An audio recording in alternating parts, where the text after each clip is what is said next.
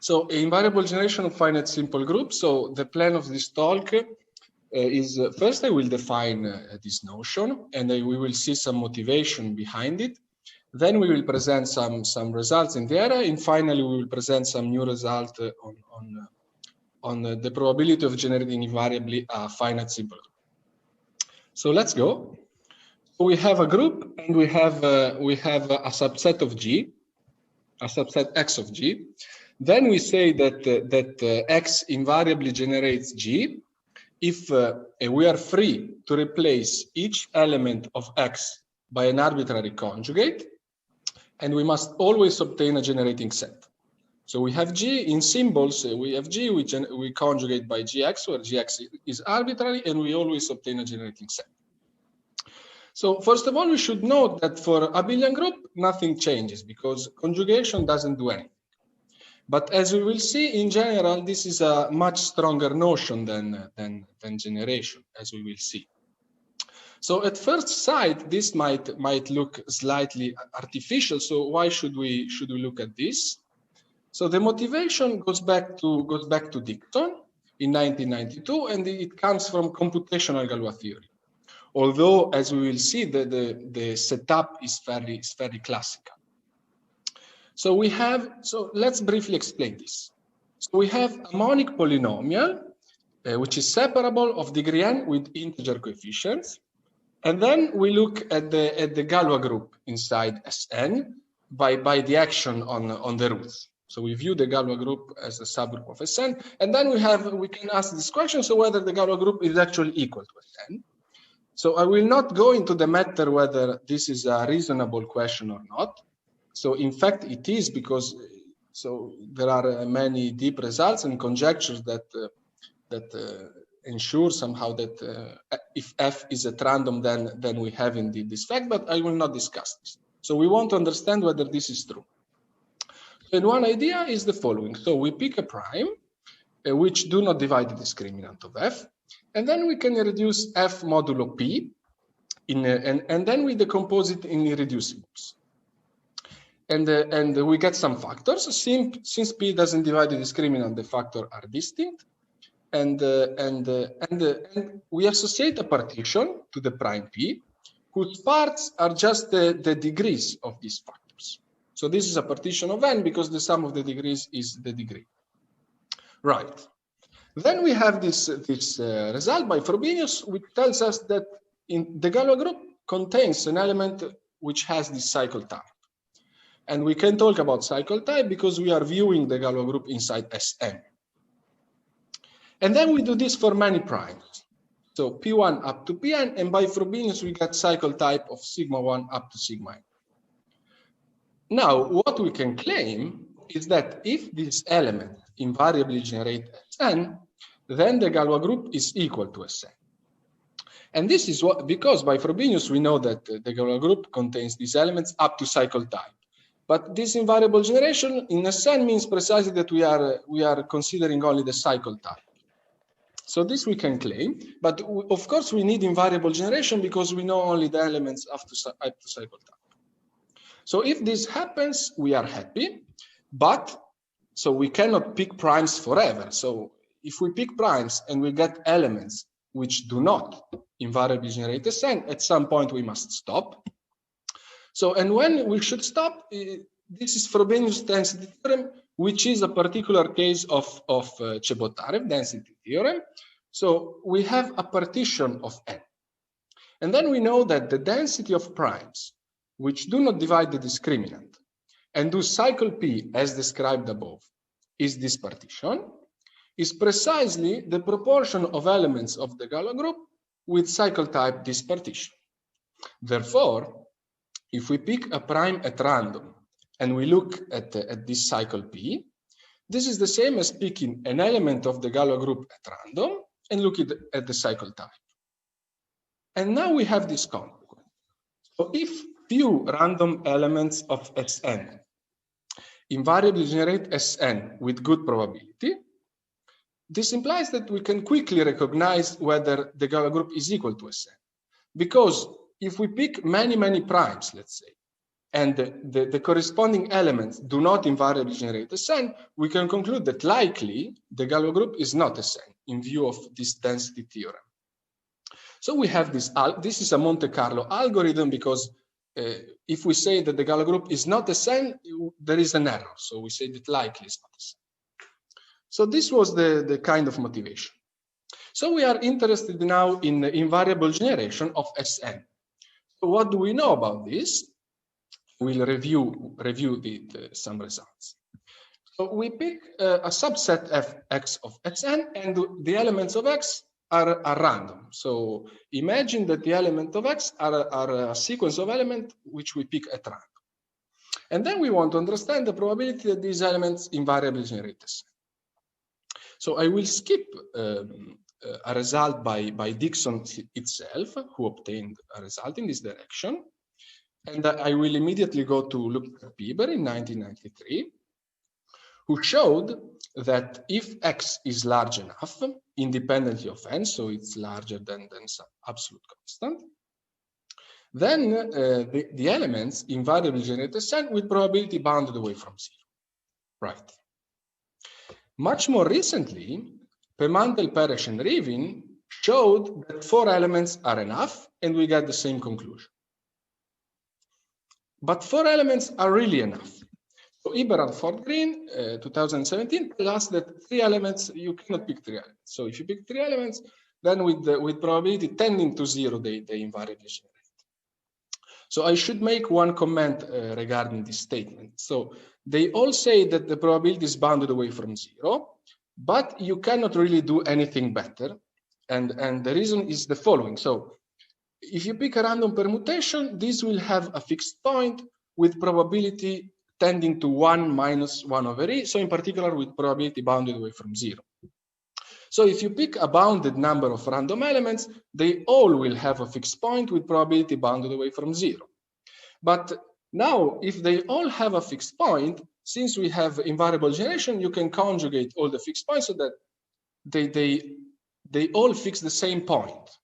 So in particular, if you pick a bounded number of elements, then with probability bounded away from 0, they will not invariably generate. So really, you cannot do anything better than this bounded away from 0. So this was just to clarify the statement. Okay, so invariable generation. Can you remind if this are these difficult results? Yes, they are difficult. They are not. And both results, 4x equals 4 and 3 are both difficult results? They are both difficult results, yes. At least in my opinion. Okay, thanks. Okay. And also the obstruction that you said about having a fixed point, or having, I guess that having an invariant set of size 2 is a similar obstruction, right? It should be similar. But if you, I think maybe I'm wrong, but I think that this type of obstruction, let's say that you have a small invariant set, and of course the obstruction of being even or odd are the only obstructions, right? What do you mean by small? Let's so say if you don't consider, let's say that you know that you condition on the group having no invariant sets of size, let's say log n or small. Yeah, this might be true. And the probability will be 1. Yeah. Be Sn or An, because of course. Yeah. Yeah. Okay. So we said something about invariable generation of Sn. So, but now let's try to view this concept in a general way. So now, how can we study this invariable generation in general? So some general considerations. We pick G any group, and we pick H a subgroup of G. Then the key objects are the following. So we call H tilde the union of all conjugates of H. Then it takes one line to prove the following thing. If you pick a subset X of G, then this invariably generates G if and only if for every proper subgroup of G, H, X is not contained in H tilde. And this is easy to see by the definition. But this is equivalent to the following fact. For every transitive action of G on a set with at least 2 points, X contains a derangement. That is an element which acts without fixed points. And this is because you consider the action of G on the cosets of H. This is a transitive action on a set with at least 2 points because H is proper. But then this H tilde is precisely the set of elements fixing at least 1 point. So we see that these two are equivalent. So let me make some comments about these facts.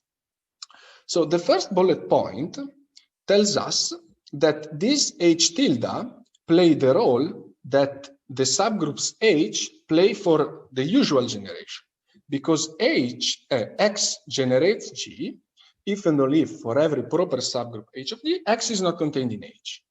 So you have to replace H by H tilde.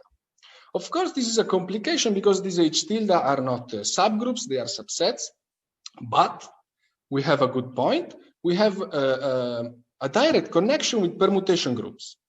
And in particular, we can use tools from the theory of permutation group, which is an advanced theory. And so this is a good thing, as we will see. Okay. So we have a question whether G is actually invariably generated by itself, because this is not clear from the definition. And we have that G is invariably generated by itself if and only if for every proper subgroup H of G, H tilde is a proper subset of G. But Jordan in 1872 tells us that this is true if G is finite. So because Jordan tells us that a finite permutation group transitive on a set with at least 2 points contains the derangement. And this is precisely this statement. But if G is infinite, this is not necessarily true. And probably the easiest example, or one of the easiest, is the following. So you pick just n times n matrices over the field of complex numbers, and you assume that n is equal to is at least 2. And then you take H, the subgroup of upper triangular matrices. Then Jordan normal form tells you that G is equal to H tilde, because you can conjugate each element of G into an upper triangular matrix. So, and now we have this interesting problem of understanding which kind of infinite groups have this property that G is invariably generated by itself. And there are interesting results in this direction by, for instance, Cantor, Lubotsky-Shalev, Gelander-Meiri, so this is it is a difficult problem, but I will not go into these matters here. So I will not go into these matters. So from now on, G will always be finite. Right. So now we talked about invariable generation. And now we leave for a while invariable generation in order to discuss a thing which is called Boston-Shalev conjecture, which actually it is very much related to it, as we will see. So let me go back 1 second to a previous slide. We have that X invariably generates G, if and only if this X is not contained in H tilde for every H. This means vaguely that we should have good properties of invariable generation if these sets H tilde are small, because we must be outside them. So this is what is written here. So vaguely for the moment, good properties of invariable generation correspond to the fact that these H tilde are small, and this is the same as saying that we have many derangements in transitive actions. And now we are ready to state this conjecture. This conjecture was stated by Boston and Shalev independently. So there should exist an absolute constant epsilon, positive, such that if G is a finite simple group, and if H is a proper subgroup of G, then the proportion of elements of G which are outside H tilde is at least epsilon. But this is the same as saying that if G is simple, again, so this is essential, in each transitive action of G on a set with at least 2 points, the proportion of derangements is at least epsilon. And this is going into the direction that we need, right? So we have many derangements in some sense. Right. So now, what do we know about this conjecture? Well, we know it is true. And this was proved by Fullman and Guralnik. The Boston-Shalev conjecture is true. let me tell you something about the work by Fullman and Guralnik. So the proof is more than 100 pages, so it's not a short proof, into 4 papers. And the first paper was published in 2003. And in this paper, the authors claim, so they state that they will prove the conjecture in a series of papers. So in the end, it took quite a long time to write things down because the last paper was published in 2018. So, but then this happened. So the tools, I will mention 2. So first, algebraic group. So whenever you have to study a finite group of the type, it's often useful to take the approach to look at the algebraic group and deduce information. And this is a key tool of the proof. Another key tool is generating function techniques. So Fullman is a leading expert in the use of generating functions in order to count certain type of elements in matrix groups, in finite classical groups, for instance. And this is really used heavily in the proof. So let me also say that Fullman and Guralnik prove much stronger results in many cases. So the statement tells us that the proportion of the arrangements is bounded away from 0. But they often prove, for instance, that as certain parameters grow, for instance, the proportion of the arrangements tends to 1. And it is often important to have this stronger results. So you often do not use the statement of the conjecture itself, but the explicit bounds that Fullman and Guralnik give in every case. And their work have several applications. Just to name one, so they give, along the proof, they give sharp upper bounds to the number of conjugacy classes in finite groups of the type. And this is really a topic which has application all around. So the work by Fullman and Guralnik is important and goes way beyond the statement of the conjecture itself. So it's a piece of fundamental work in group theory. I should also mention that for alternating groups, this was known by work of Flugtag and Pieper in 1993. So the work by Fullman and Guralnik is really about groups of the type. Right, so we have this conjecture which seems that is helping us, right? Now, as I said, later we will present some results about invariable generation. But first, I would like to tell you something about the case of usual generation, because then we can make a comparison. So we can see if there are differences, if things are similar or what. So now let's take G non abelian finite simple group. So what do we know? We know that every finite simple group is generated by 2 elements. And this was proved by Steinberg for groups of the type, and Ashpacher and Guralnik checked it for sporadic groups. And the case of alternating groups is very easy. So we know this, but we know that much more is true. In particular, the probability that two random elements of G generate G tends to 1 as the order of G tends to infinity. And this was proved by Dixon for symmetric groups and for alternating groups, Cantor and Lubotsky for classical groups, and Liebeck and Shalev for exceptional groups. So you pick 2 random elements, they generate very likely as if the order of G is large. And then we have this object. So we have this object which is called generating graph. So the vertices are just the non-identity elements of G, and you connect 2 vertices if they generate G. So we have this object, and this object has quite amazing properties. So I will state one. So this graph is connected with diameter 2. And this was proved by Guralnik and Cantor and Brouwer, Guralnik and Cantor. So we have 2 papers. Let me stress the fact that this implies in particular that the graph has no isolated vertices, but this is already highly non-trivial. So this means that if you have a non-trivial element, you can find another non-trivial element such that together they generate. So this is already a difficult result proved by Guralnik and Cantor.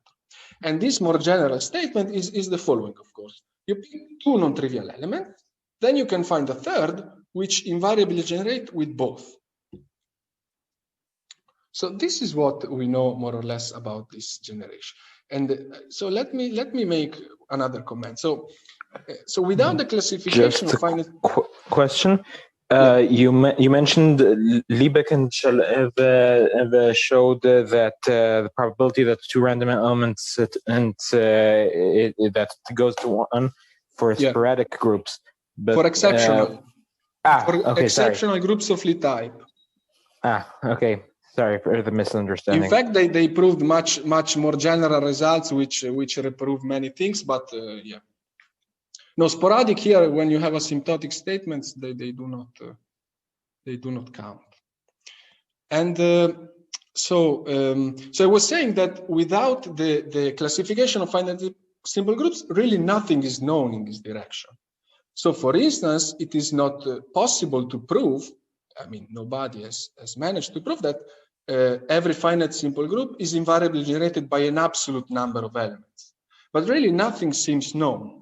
So this generation is probably one of the strongest examples in which, without the classification, we know nothing. But with the classification, you have these results which, I mean, they are very surprising and amazing. So this often happens, but with this generation, it's okay. So what can we say about invariable generation now?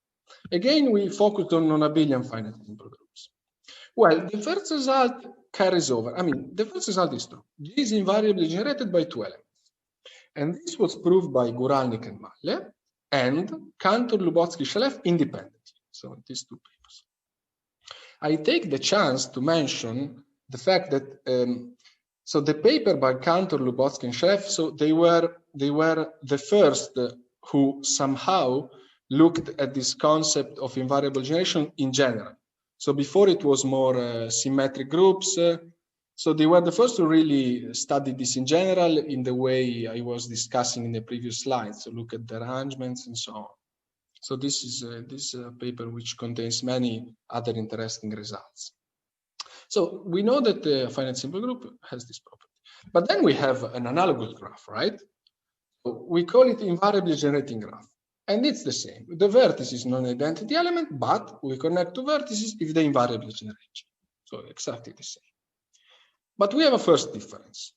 Often G has isolated vertices. So you can't really hope to prove something like connected with diameter 2. This will be very wrong. And just to give one of the many examples I could. So you just take the alternating groups of degree at least 6 even. Then you take a class of 3 cycles. Now, since n is even, you don't have n cycles in an. But then any other element will fix some set of some size. But a 3 cycle fixes set of each possible size. It fixes a 1 set, a 2 set, everything. So when you take another element, they will fix the same set, the same size, and then you have invariable generation, so you can conjugate them so that they fix the same set, and you see this. So forget about no isolated vertices. And then we had the other result, which tells you that if you pick 2 random elements, they generate with high probability, and this is also false. In this sense, if the probability that a bounded number of elements invariably generate G is bounded away from 0, exactly as happened for symmetric groups. Recall that I said this. So this is true for every finite simple group. And why this is true? So this follows from a sort of a weak converse to the Boston-Shalev conjecture, which again was proved by Fullman and Guralnik, and which is the following. So you have an absolute constant delta positive, such that if G is simple, you have a proper subgroup M of G, such that the proportion of elements of G which lie in M tilde is at least delta. So recall Boston-Shalev conjecture was saying that these M tilde are all small in some sense. This result says that there is at least one which is not too small. But once you have this result, the first is immediate, because if you pick a bounded number of elements, they all will lie in M tilde with positive probability, and in particular, they don't invariably generate G. Daniele, can I ask a question? Yeah.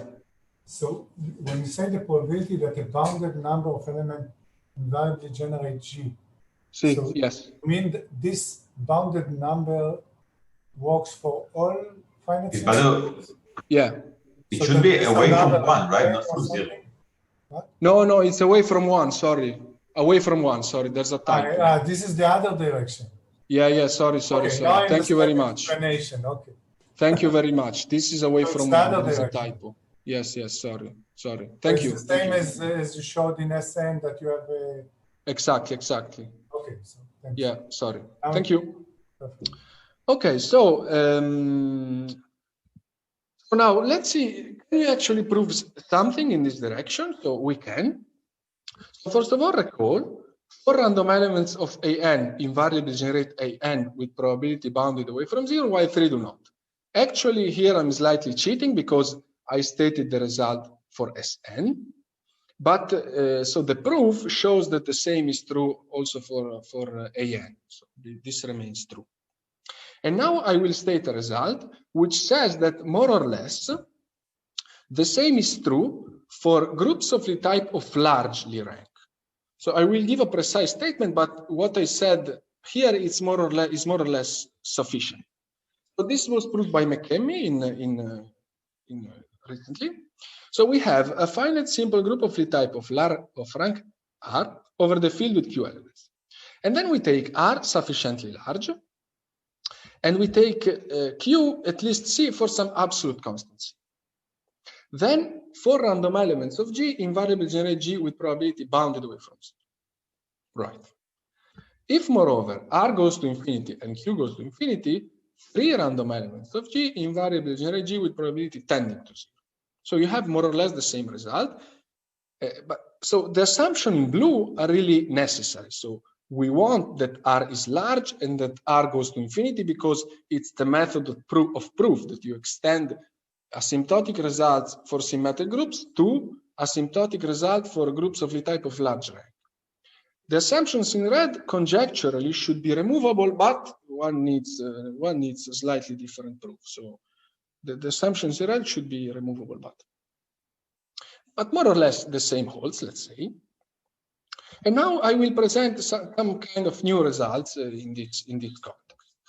And everything I will mention is joint work with Eilidh McKemmie, who is now a postdoc in Jerusalem, by the way. So I will not say this all the time. So everything joint work with her. Again, we have our non-abelian finite simple group. Very well. Then we take a subset A of G, and we introduce this P in GA. This is the probability that if Y in G is random, then we can find X in A such that together they invariably generate G. So, and this is best viewed in the graph. So we have this subset of vertices of the graph A, and we want that, so let me say first the aim. The aim should be find small subsets A of G such that P in GA is large, and I will make this precise. So now we have this set of vertices A, and we want that if you pick a random elements Y, a random vertex of the graph Y, then with good probability Y is adjacent to one of these vertices. This is the point, our broad aim. What is that essentially a vertex cover of the graph? Would it be equivalent, or? I don't know what a vertex cover is actually, but if you know it, you will judge. I don't know. Yeah. Okay. Well, thank you. Thanks. So the first result, large stars. So what do we mean with large stars? So we mean that we can prove that if you take G simple, then there exists an absolute constant epsilon and an element X in G, such that P in Gx is at least epsilon. This says precisely that the graph contains large stars because we find this special element which is connected to many vertices. And in fact, we will see that this result can often be strengthened. I mean, this is kind of weak.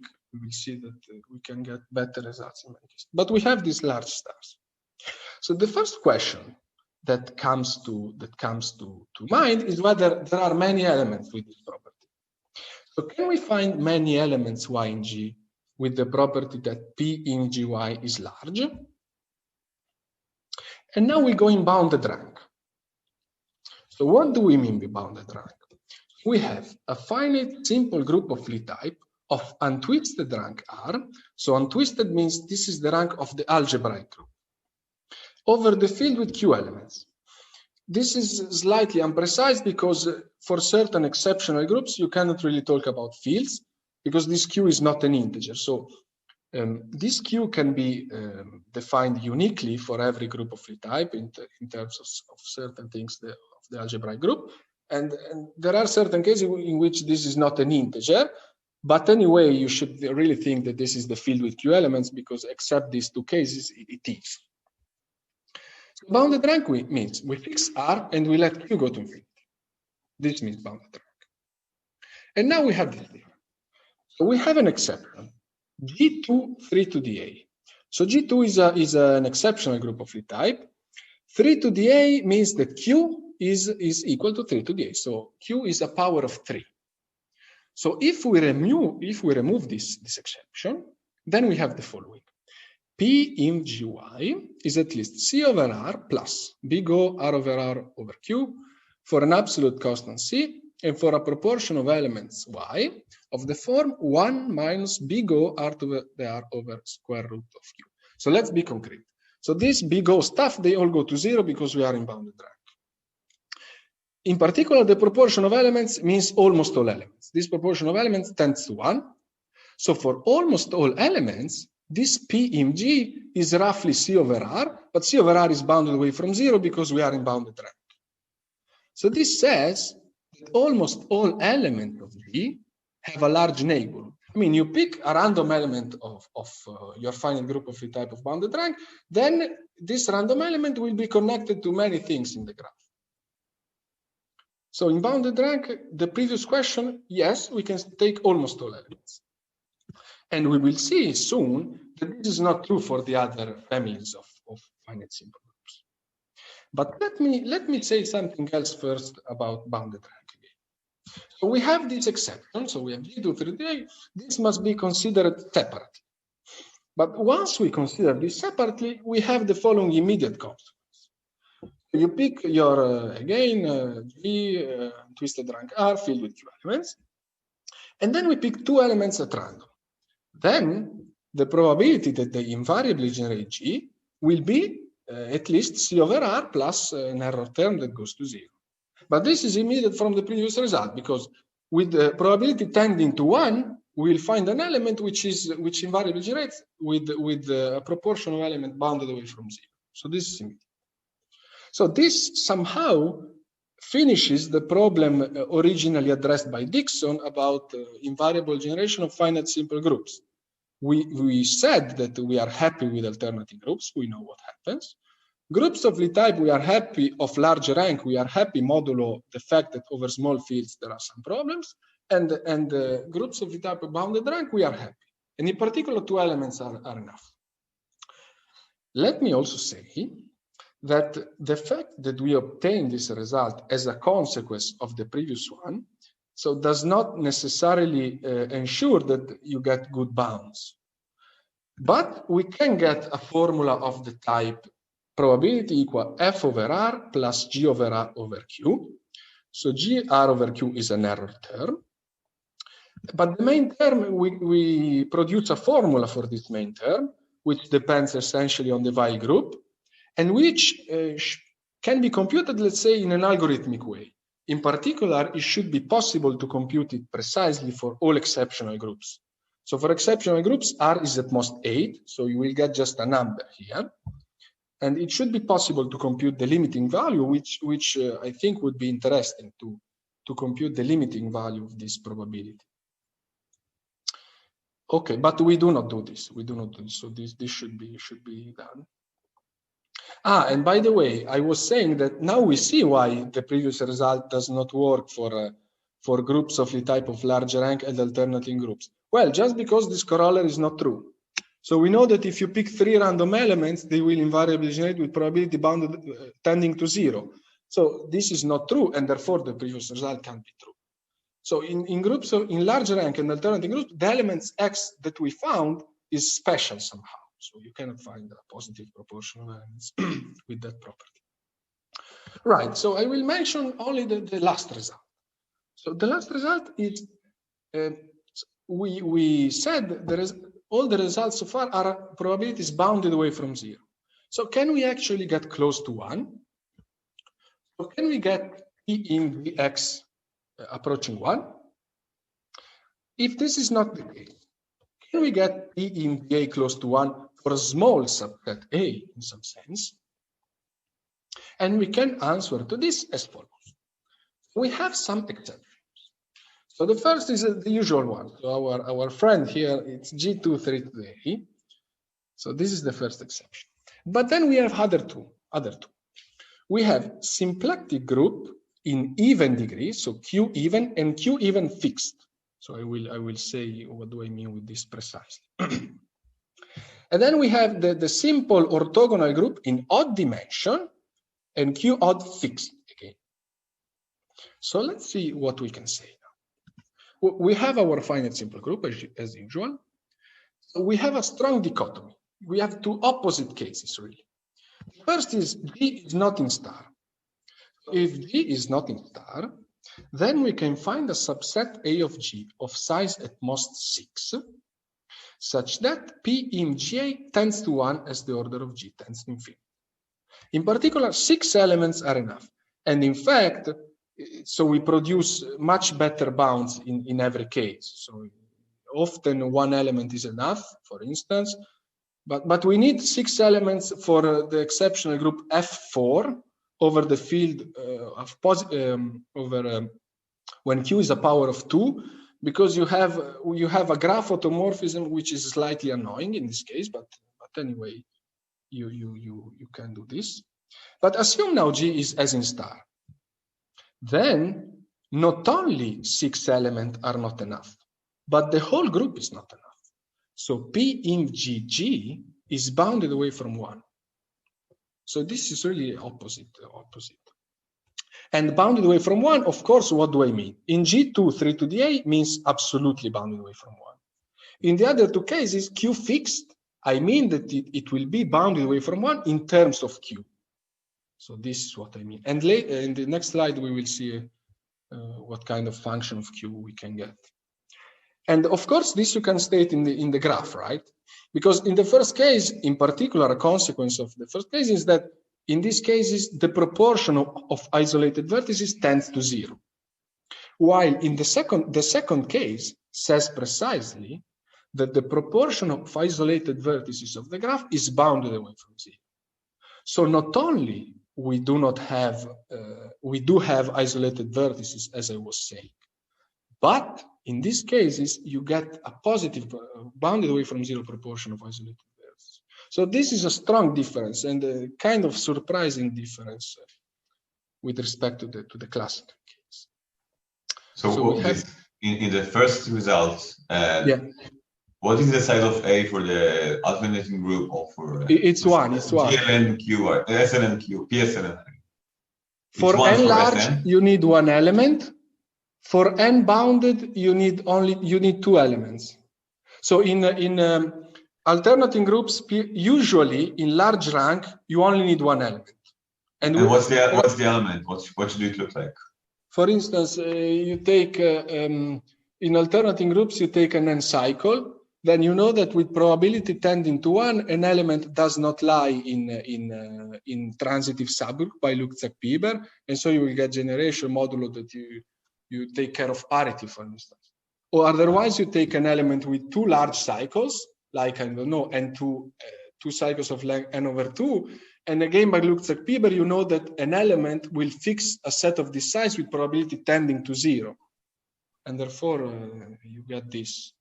So usually in large rank, you will need only 1 element, except that for these 2 strange cases, symplectic and orthogonal, we need 2. But in bounded rank, we at least need 2 elements, and we can prove that you need at least 2 elements. So one element in bounded rank is not enough.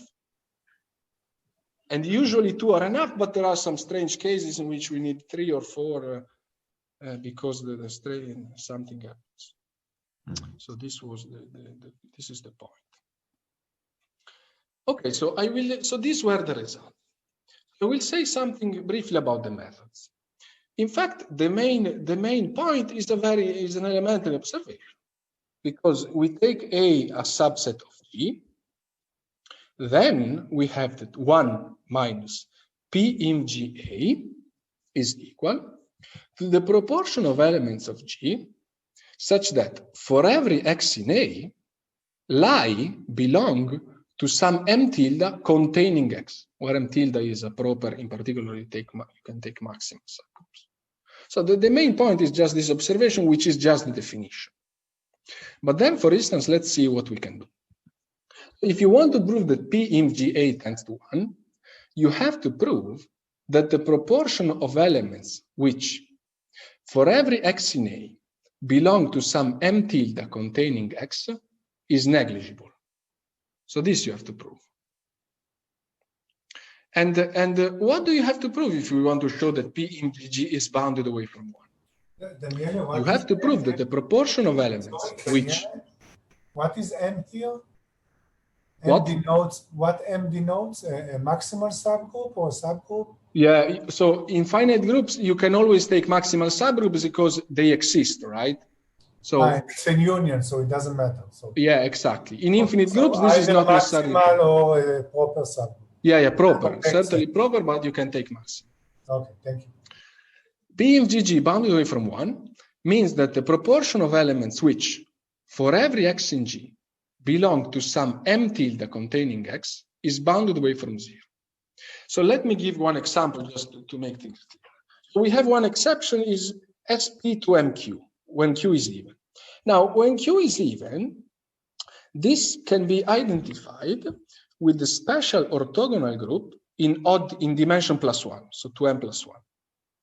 And this is a well-known, not difficult fact. Then we show that the proportion of elements fixing non-degenerate hyperplanes of both plus and minus sign is at least 1 over 4q to the 3rd power. So I should make some comments here. So non-degenerate hyperplanes respect to the orthogonal geometry. So you have SO to m + 1q, and inside you will have non-degenerate hyperplanes of, and in the infinite fields you have in orthogonal geometry you have plus and minus sign. Now, it is a well-known fact that an element of this group fixes at least one hyperplane of plus or minus sign, you don't know, but at least it fixes one. So every element of this group fixes a hyperplane. But then, if you show this, if you show that the proportion of elements which fixes both is bounded away from 0, then you have immediately the previous fact, because you will pick one element X in G, this will fix either plus or minus sign. But then you know that with positive probability, an element fixes both. And in particular, this says that this says precisely the thing which is above. And in the other thing, orthogonal groups in odd dimension, it's very similar, the argument, because these groups are kind of very similar. You see, it's SO to m + 1q with q even, and the other case is with q odd. So the argument is similar. While in the bounded rank case, in the exceptional group, you need a different argument. So let's say something more about methods in groups of Lie. You have different families, so alternating groups, and as I was mentioning, the case of alternating groups follows very quickly from work by Lukczak and Pieper. In particular, you can take only one element, so it's we do not give essentially any contribution in that. But so what can we do in groups of Lie? So here I need to introduce some technicality, hopefully not too much, but I need to introduce something. So we take a simple connected linear algebraic group over the algebraic closure of a finite field with P elements. And for simplicity, let's take it of simply connected type. This is not essential, but let's do this. Then we take sigma as Steinberg endomorphism of X. So very concretely, we get that the fixed point, x sigma, so x sigma is the set of elements of x which are fixed by sigma. This is a finite quasi-simple group of field type. It's quasi-simple because you take x of simply connected type. Otherwise, you have to take the derived quotient. But since we have x of simply connected type, we get a quasi-simple. And then we can study it, because if you take the simple quotient, the properties of generation do not change at all. Then we want to fix a sigma stable maximal torus T of x. This exists by a theorem of Langenstein. And then we get the Weil group. So W is just the normalizer of T divided by T. Since T is sigma stable, sigma acts naturally on W. And then we have a certain bijection, which is classical result, which connects the maximal tori of the group of Lie type with something happening in the Weil group. So in particular, we have a bijection between X sigma conjugacy classes of sigma stable maximal tori of X and conjugacy classes of the semi-direct product W sigma, which makes sense because sigma acts on W, which are contained in the coset W sigma. So I should make one comment. So if sigma acts trivially on W, and this happens for Chevalier groups, so special linear group, symplectic groups, orthogonal groups of plus type, in this case, sigma acts trivially, and this set can be identified with the conjugacy classes of W. But if the group is twisted, so unitary groups, orthogonal groups of minus type, you do have to consider these conjugacy classes in the coset, which are called twisted conjugacy classes. And just a piece of notation, so if you have a small W sigma, which is in the coset W sigma, you just denote by TW the corresponding representative of the corresponding class of tori, and W is defined up to conjugation, but we don't care much. So in this slide, we said nothing, right? It's just a bit of setup. So how can we use this setup? I will go into bounded rank here, because again, usually bounded rank and large rank, you need different methods. Let's see. So we have a small w in W. We denote by P W sigma W, so the probability that a random element of the coset W sigma is conjugate to this small W sigma. So this is just a proportion of elements of the coset which are conjugate to that one. And then we have the following equality. So left-hand side, we have the proportion of elements in X sigma which lie in the following set. So TW is a sigma stable torus by what we said. Therefore, we can take fixed points. So you take sigma, then you get something which is inside X sigma, and then you take just the union of all conjugates. So this is what we have. Right-hand side, we have this PW sigma W, and then we have something that goes to zero linearly in 1 over Q. So 1 over Q tends to zero because we are in bounded rank. But then what this tells us, so I'm missing, so there are some details which are missing in this sense. So I convinced you, I think, that we are interested in these tildes, but we are interested in this tilde for maximal subgroups. But in bounded rank, you can show the following. You can show that in some sense, you can focus on the maximal subgroups, which are obtained as fixed points of a connected subgroup of maximal rank of the algebraic group. You can focus on these very nice subgroups. These are very nice subgroups, the best you can hope for. Once you have this, again, in some sense, you can focus on the maximal tori which you find inside. And therefore, this is what we have here. So we are very, modulo some details which are missing, we are very interested in this object, so the tilde of the tori. But this is something that concerns the asymptotic Q go to infinity, right? Because so this is something like in SLNQ, you have the proportion of elements which lie in some toro, and you let Q go to infinity. But you see, PW sigma W is fixed instead, because in bounded rank you can think that the algebraic group is fixed, and the Weil group therefore is fixed. So the moral in bounded rank is that we can study the limit Q go to infinity, so we can get important information about the limit Q go to infinity by studying an object which is bounded. So W is bounded order. So this is the kind of main method in bounded rank. So as a broad idea. So in this method, yeah, maybe I missed something. Do you need to use something like the Riemann hypothesis for curves, or it's not related? No. It's not related to that. No. To prove this result, you only need, which also was used by Fullman and Goralik. So this is not our contribution.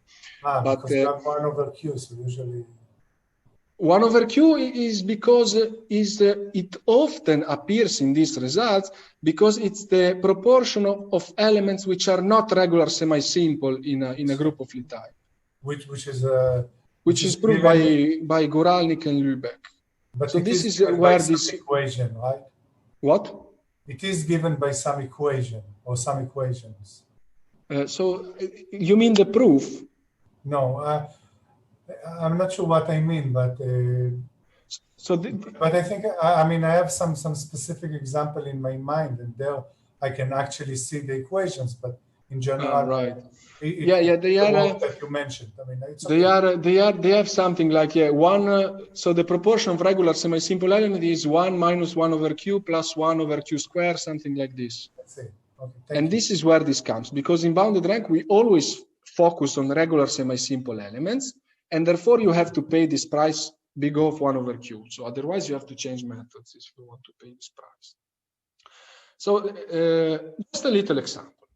We have our group, favorite group today, G23 today. By the way, we have problems with this group precisely because even in this case, you have this graph automorphism.